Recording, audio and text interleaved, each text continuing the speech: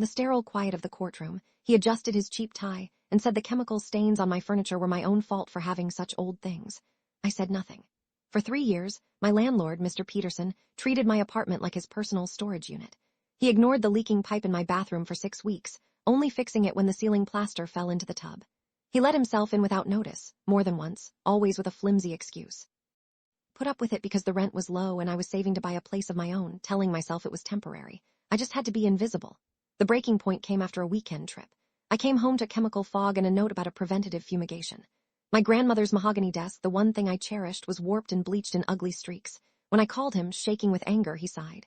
It's just an old table, he said. Get over it. Something in me went silent. Everything clicked. I didn't yell. I started a folder. I gathered 37 time-stamped photos of the progressive water damage he'd ignored.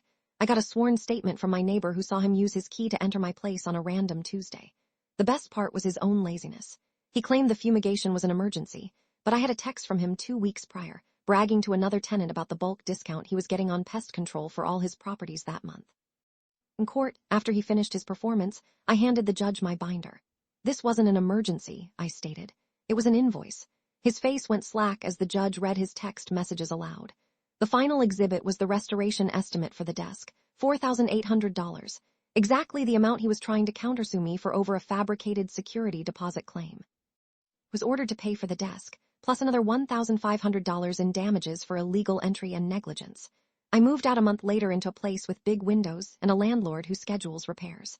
Before I left, I sent Mr. Peterson one last piece of mail. It was a photo of the beautifully restored desk in my new living room. The note attached just said, "It's just an old table.